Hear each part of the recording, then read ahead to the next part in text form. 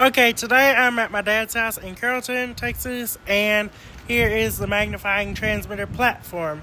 So my dad has been working on it some and his crew while I was gone, just kind of speed things along. There is the well in the center. That's going to be the point where I ground the magnifying transmitter to. It is a low impedance ground, and that is ideal. But here is the platform. Now we got to put the decking over this. And there will be a trapdoor over the well and a trapdoor over there. The coil, so this is about 14 by 14. The coil is going to be 12 by 12. So that would mean that a foot of space will be left on each side of this platform. That is really not enough to walk around. So there will be a trap door that I can crawl under this platform and enter the inside ring of the magnifying transmitter, the new one. That way I can work on the extra coil that will be in the center. Anyway, here are the concrete piers that we poured the other day. They are hardened. And then here are the joists of the platform. This will be the decking material is pressure treated.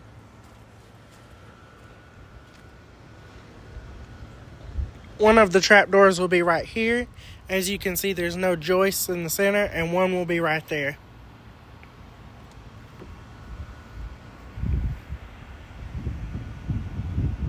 Let me get on this board so I can walk across here. Here's the well. It has a lid on it.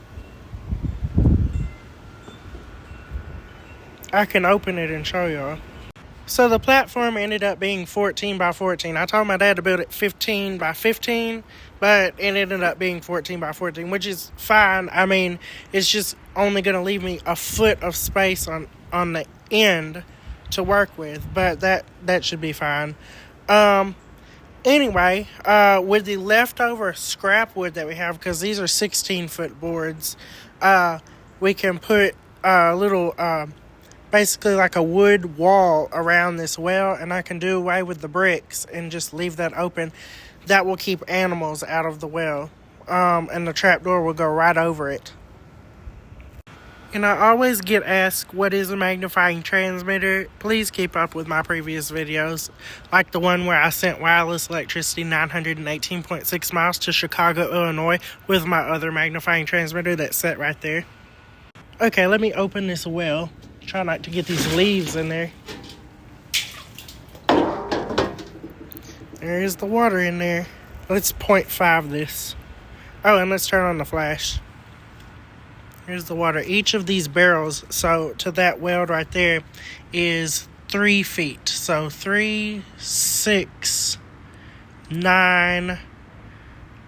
The water is at 12 feet right now, actually. And you can see it seeping in on the corner. That's not something swimming in there. That's the groundwater seeping in. Let's go ahead and drop the bucket in there.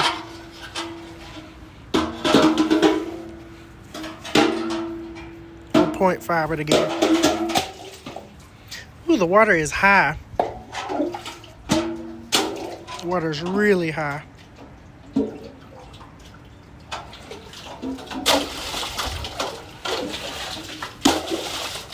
Let's see if it's clear enough to see the bucket at the bottom of here. If I can get this bucket to sink. You better sink, bucket.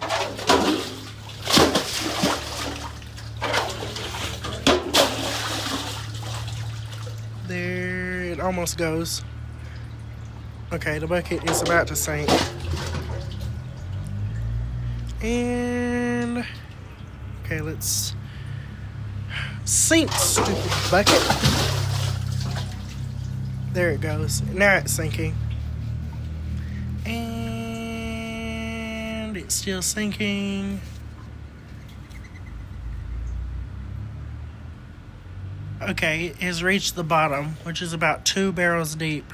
You can see it sitting on the bottom down there.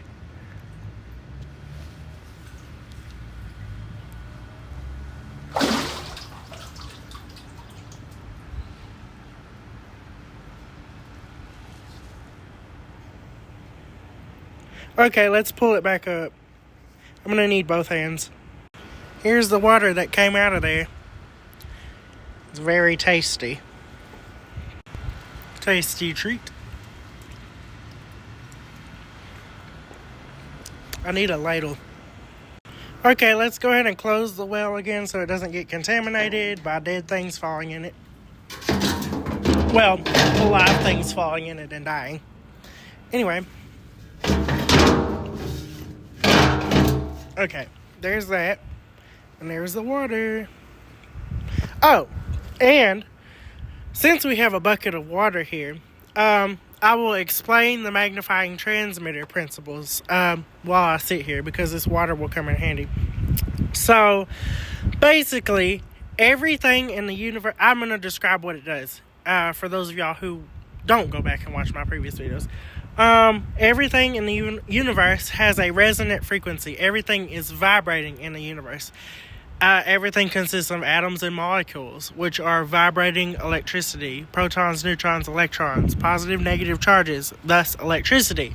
Electricity vibrates unless it is direct current. That means it has a frequency, because frequency is vibration over time. Anyway, wavelength directly corresponds to frequency, and frequency directly corresponds to wavelength. For instance, frequency is vibration over time. So my finger will be vibration over time, and the wavelength will be the waves that result from this. There go the waves. So notice, the faster I tap, the shorter the wavelength. The longer and slower I tap, the longer the wavelength. So, for instance, even light can relate to this. So, for instance, red light has a low frequency. What kind of wavelength do you think red light has? If you guess long wavelength, that would be correct. Violet light has a high frequency. What kind of wavelength do you think high frequency violet light has? It's short, see? Anyway, that is how everything is frequency and wavelength. Now, that being said, a bell has a set frequency depending on the mass of the bell.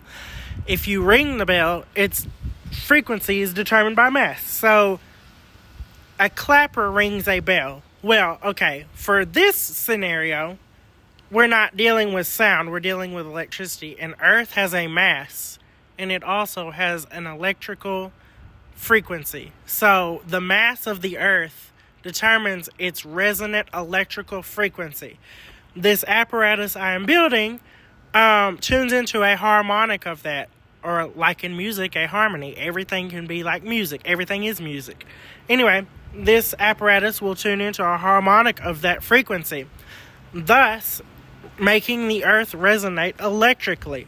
So this is basically going to generate man-made tuned lightning and send it through the ground. The ground will be the conductor. So the whole Earth will ring out electrically as a bell rings out when a clapper strikes it. Now, one area of the bell, it's not just limited to one area of the bell when a bell rings. It's the whole bell that rings. Same with this scenario and the Earth. The whole Earth will ring, not just one area, because the whole Earth is one mass. So that is how this works. And if you've ever heard me say this, one of my pin videos is me talking about the key to the universe, which is energy, frequency, vibration. That is quite literal.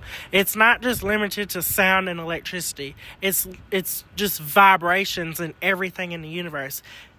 So, for instance, with an opera singer singing and shattering a glass, the glass can be replaced with Y, and the opera singer be replaced with X. X is the source of frequency and what kind of frequency, and Y is the object you're trying to affect. Anyway, that is what I'm doing here. So stay tuned for when we lay the decking and start the main project up here.